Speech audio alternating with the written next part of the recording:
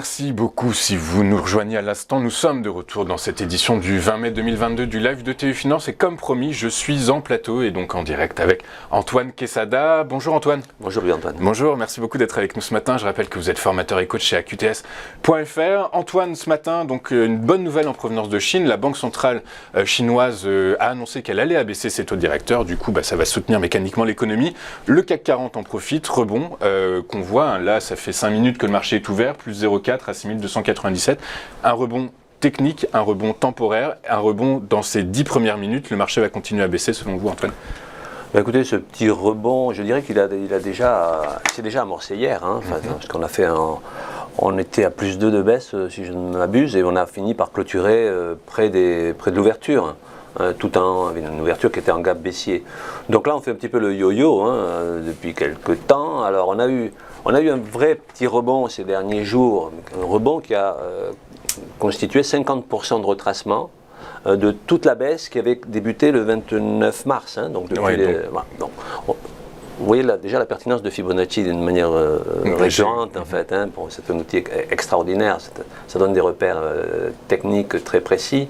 Donc là, que dire, mon graphique, alors je l'ai un petit peu étoffé, vous remarquerez que j'ai tracé une oblique haussière sous les cours, puisque c'est vrai que le rebond qui s'est entamé il y a 7-8 jours, là, sur la zone des 61,8 de Fibonacci justement, dont je vous avais dit qu'elle était souvent très très difficile à franchir, même si on avait tenté en tout cas.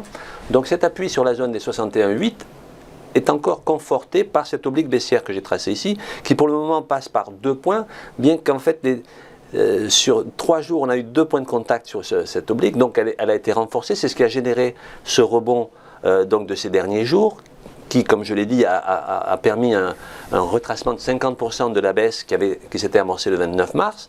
Donc voilà, on va de petits rebonds en hésitation, mais enfin, objectivement, on fait toujours des hauts moins hauts que les hauts précédents. Là, le dernier mouvement de baisse qui s'est entamé il y a 2 jours, qui n'est pas encore fini, même si aujourd'hui c'est un micro-rebond dans une baisse qui elle-même est un micro-rebond. Enfin, bref.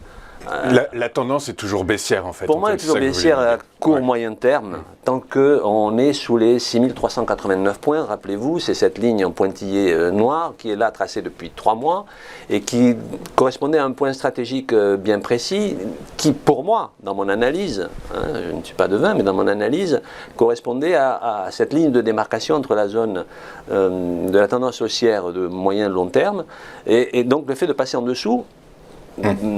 Pour moi, on est baissier. Alors on est passé en dessous, on est repassé au-dessus. D'ailleurs, il y a 2 jours, on a retenté, on a même clôturé au-dessus de cette zone. C'est pour ça que le marché, bien que la tendance de court moyen terme, à mes yeux, soit baissière, bon, il suffirait d'une très bonne nouvelle. Maintenant, il y a plein de mauvaises nouvelles sur le marché, mais une bonne, ne serait-ce que d'un point de vue géopolitique, par exemple, entraînerait momentanément au moins un sursaut haussier.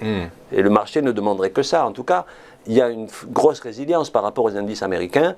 On sent que le marché, que le CAC 40, il tient quand même le choc. Oui. Bien que, encore une fois, objectivement, pour moi, on est baissier. Et pour le moment, pour que ce court moyen terme ne soit plus baissier, il faudrait qu'on refranchisse les plus hauts qu'on a fait avant-hier, c'est-à-dire les 6455 points, si je ne m'abuse. C'est ça, 6455 points.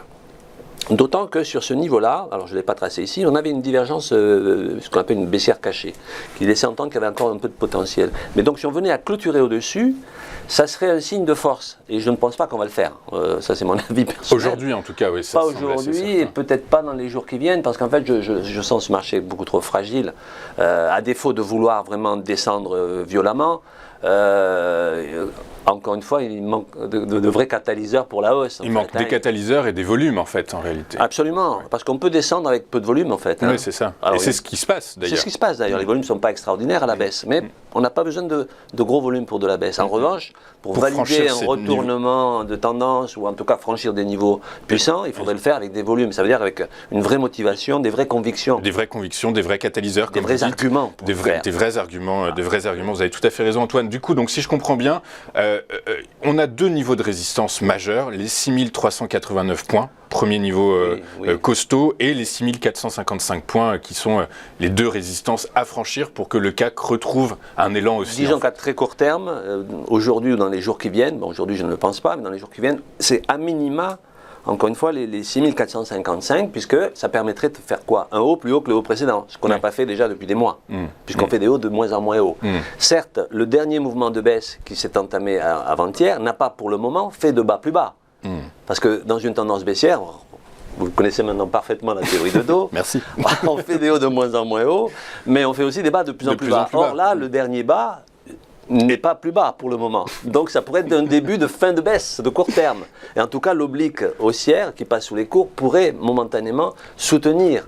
D'accord, donc en fait, finalement, si j'entends bien tout ce que vous dites, Antoine, à court terme, aujourd'hui et probablement en début de semaine prochaine, le CAC peut latéraliser en fait, en réalité. Il peut latéraliser. En tout cas, il est pris dans un étau. Vous voyez, je l'ai bien tracé ici, hein, parce que je l'ai rajouté. Donc l'oblique baissière, l'oblique haussière qui passe sous les cours, et une petite oblique qui coiffe hein, sur 3 points hauts, hein, donc dont les 4500, les 6455, je vais y arriver, sont le dernier point haut, servira une grosse résistance. De borne haute, ouais, résistance. Donc on est dans cette pris en étau. C'est pas un vrai triangle au sens graphique du terme, mais voilà, je dirais qu'on va être coiffé entre cette zone-là et les 61,8. Vous voyez que les 61,8, c'est-à-dire 6166 points, vont correspondre pratiquement à quelques points près au point de contact de l'oblique haussière si on venait à la taper.